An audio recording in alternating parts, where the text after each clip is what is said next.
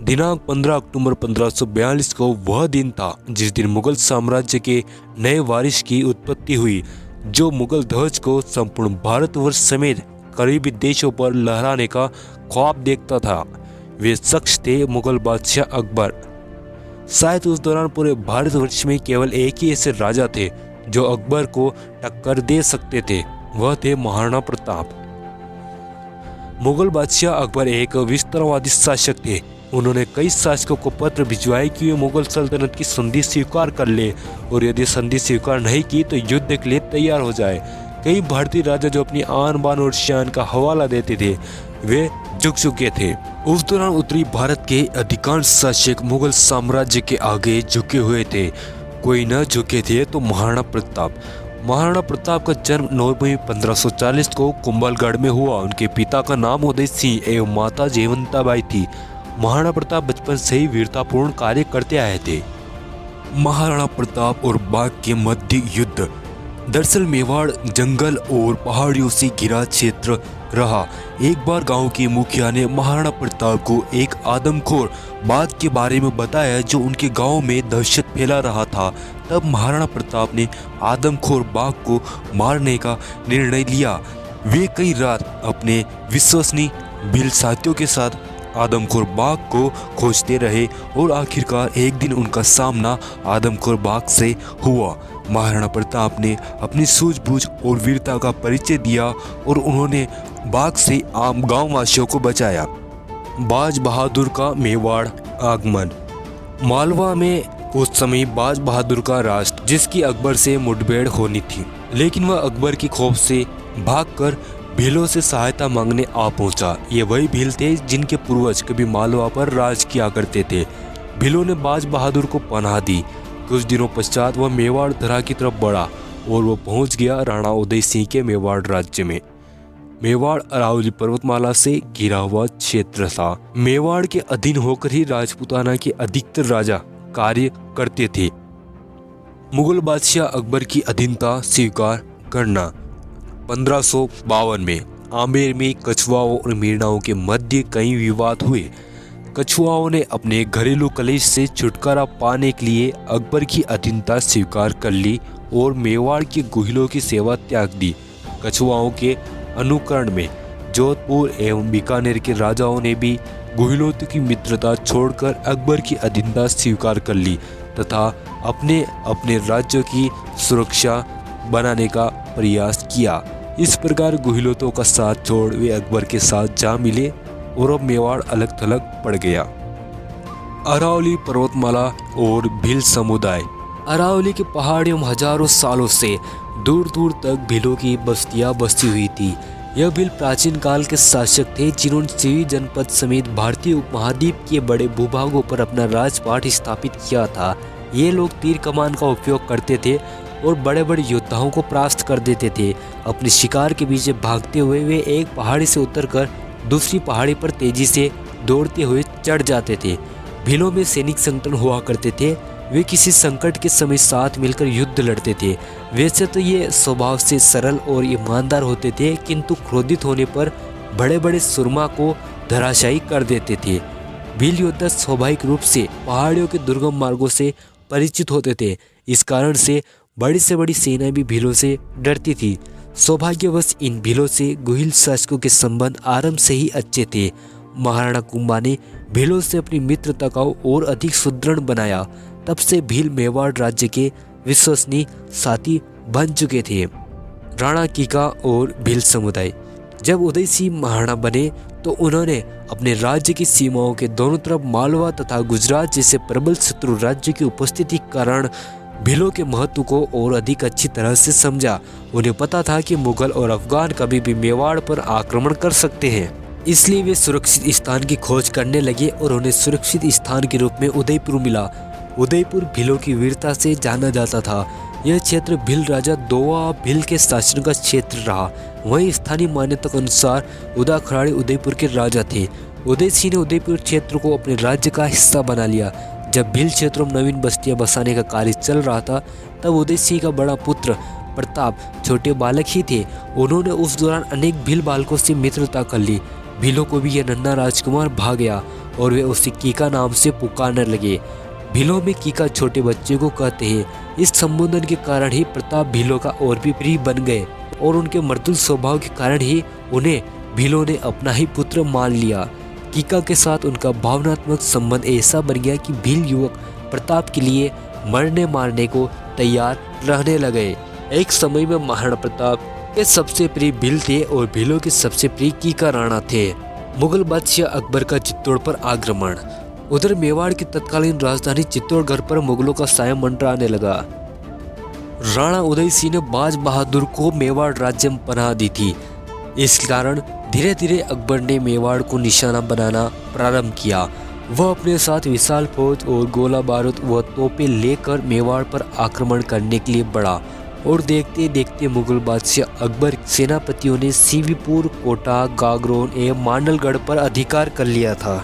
इधर उदय सिंह इस बात से भली भांति परिचित थे कि चित्तौड़ की रक्षा करना अब इन दीवारों से मुमकिन नहीं है।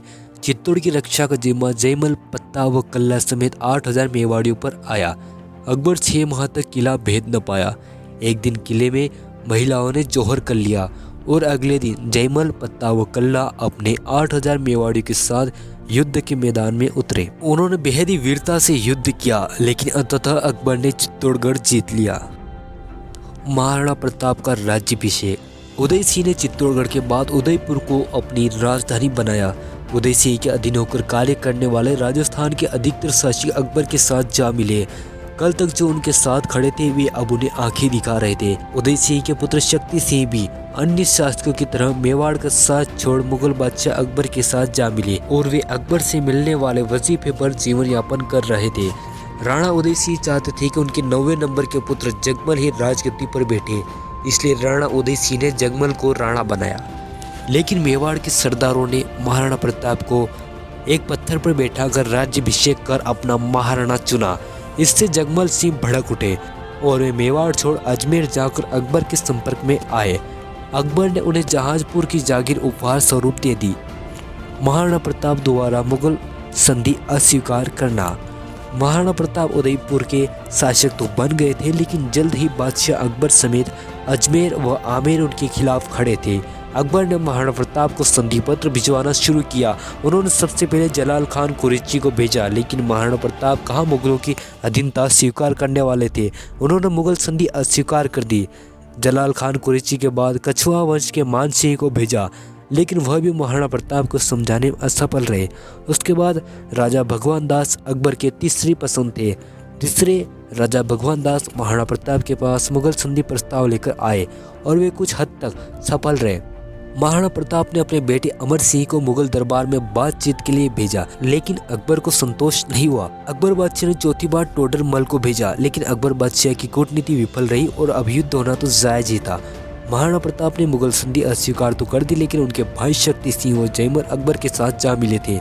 यहाँ तक कि अधिकतर शासक अकबर के साथ जा मिले थे। पूरे राजपूताने में मेवाड़ ही बचा था जो बादशाह अकबर के सामने नहीं झुका था। महाराणा प्रताप और राणा पूंजा भील की मित्रता। अब युद्ध होना तो जायज था। महाराणा प्रताप अकेले रह गए, भला कौन देगा उनका साथ। तब उन्हें एक ऐसे राणा की याद आई जो अरावली के राणा कहलाते थे और आम लोग उन्हें भीलू राणा कहकर संबोधित करते थे। महाराणा प्रताप भोमट क्षेत्र भीलू राणा से सहायता लेने पहुंचे। तभी एक मुगल प्रमुख भी भीलू राणा से सहायता हेतु पहुंचे। मेवाड़ और मुगल दोनों ही इस बात से भली भांति परिचित थे कि भीलू राणा उनके लिए बेहद महत्वपूर्ण साबित होंगे। अतः राणा पूंजा ने मेवाड़ का साथ दिया। हल्दी घाटी का युद्ध। 21 जून 1576 को आखिरकार वह दिन आया जिस दिन भारत का एक बेहद चर्चित युद्ध हल्दी घाटी का युद्ध हुआ। जून का समय भारी गर्मी का समय था। एक तरफ मेवाड़ अपनी आन बान और शान बचाने के लिए मैदान में था, तो दूसरी तरफ मुगल मेवाड़ को जीतकर महाराणा प्रताप को के स्वाभिमान को चूर चूर करना चाहते थे। युद्ध शुरू हुआ। भयानक हल्दी घाटी का युद्ध। 21 जून 1576 को दोनों फौजें आमने सामने लड़ रही थी। मुगल फौज का नेतृत्व कर रहे राजा मान सिंह, मेवाड़ के नेतृत्व करता थे महाराणा प्रताप। युद्ध प्रारंभ होते ही शुरू में मेवाड़ी सेना मुगलों पर कहर बनकर टूटी और मुगल सेना बिखरने लगी। तभी सैयद बरहा और मेहती खान ने प्रमुख भूमिका निभाई। मेहती खान चिल्लाए कि बादशाह अकबर खुद लड़ाई में हिस्सा लेने मैदान में आ रहे हैं। अबुल फजल अकबरनामा में लिखते हैं कि यह सुनते ही मुगल फौज का मनोबल बढ़ गया और वे मेवाड़ी सेना पर तेजी से हमला करने लगे। आपको एक बात बता दें कि हल्दी घाटी युद्ध में सबसे पहले वीरगति को प्राप्त होने वाली एक महिला थी जिनका नाम हल्दीबाई भील था। भयानक युद्ध चल रहा था। मेवाड़ के पास एक खास हाथी था राम प्रसाद, जिसका इस्तेमाल मुगल सेना को रोकने के लिए किया गया था, लेकिन मुगल सैनिकों ने राम प्रसाद पर जबरदस्त हमला किया जिससे उसका महावत वीरगति को प्राप्त हुआ। राणा पूंजा अपने भील योद्धाओं के साथ अग्रिम भूमिका में थे। राणा पूंजा के नेतृत्व में भील योद्धा समेत महासानी जगन्नाथ, मेहता रतनचंद, पुरोहित गोपीनाथ, जगन्नाथ ताराचंद समेत चारण प्रमुख भील राणा पूंजा के दिशा निर्देशों का पालन कर रहे थे। मुगल सेना भीलों से भयभीत थी क्योंकि भीलों के तीरों में जहर लगा था, जिससे छोटे से घाव से भी प्राणों को खतरा था। भीलू राणा पूंजा ने हल्दीघाटी युद्ध में गुरिल्ला युद्ध प्रणाली नीति अपनाई थी। एक एक भील का तीर कई कई मुगलों की छाती को छलनी कर रहा था, लेकिन एकाएक युद्ध की परिस्थितियां मेवाड़ की विपरीत होने लगी। यह देख महाराणा प्रताप तुरंत तेज रफ्तार से अपने घोड़े चेतक पर सवार होकर मानसिंह की तरफ बढ़े। पूरी मेवाड़ और मुगल सेना देखती रह गई। चेतक ने अपनी दोनों टांगें मानसिंह के हाथी पर टिका दी और महाराणा प्रताप ने अपने भाले से मानसिंह पर आक्रमण किया, लेकिन मानसिंह डरकर चेप गया और भाले से महावत वीरगति को प्राप्त हुआ। मानसिंह के हाथी ने अपनी सूंड में रखे धारदार हथियार से चेतक के पैर पर हमला किया, लेकिन चेतक फिर भी डटा रहा। लेकिन एकाएक कई मुगल सैनिकों ने महाराणा प्रताप को घेर लिया। ऐसा लग रहा था मानो महाराणा प्रताप मुगलों के चक्रव्यूह में फंस गए, लेकिन एकाएक मानसिंह के हाथी को एक तीर आकर लगा। वह तीर राणा पूंजा भील ने मारा था। घायल हाथी से मानसिंह का संतुलन बिगड़ गया और मुगल सैनिकों का चक्रव्यूह टूट गया और महाराणा प्रताप बाहर आए। महाराणा प्रताप की जगह मीना झाला आए और महाराणा प्रताप अपने घोड़े चेतक के साथ विपरीत परिस्थितियों को देखते हुए पहाड़ियों की तरफ चले गए। घायल होने के बावजूद चेतक ने बड़ा नाला पार किया। चेतक अपने स्वामी के लिए शहीद हो गया। मीना झाला महाराणा प्रताप की जान बचाने के लिए वीरगति को प्राप्त हुए। सब तरफ खून बह रहा था और एक रक्त तलाई का निर्माण हो गया था। युद्ध तो समाप्त हो गया, लेकिन मानसिंह कई महीनों तक महाराणा प्रताप को खोजता रहा, लेकिन वह असफल रहा। महाराणा प्रताप राणा पूंजा भील और उनके भील साथियों के साथ भोमड़ क्षेत्र में रुके। संकट के समय भीलों ने महाराणा प्रताप को हर पल सहायता की। समय बीतता गया। हल्दीघाटी युद्ध के लगभग 3 साल बाद 1579 में मुगलों का ध्यान भारत के अन्य हिस्सों पर गया। बिहार, बंगाल और पंजाब में मुगलों के विरुद्ध कई विद्रोह हुए और अकबर का ध्यान मेवाड़ से हट गया। इससे महाराणा प्रताप को एक सुनहरा अवसर मिला और उन्होंने अपने राज्य के पश्चिमी हिस्सों के खोए हुए क्षेत्रों को पुनः प्राप्त कर लिया। महाराणा प्रताप ने मेवाड़ की एक नई राजधानी बसाई, जिसे चावंड के नाम से जाना जाता है।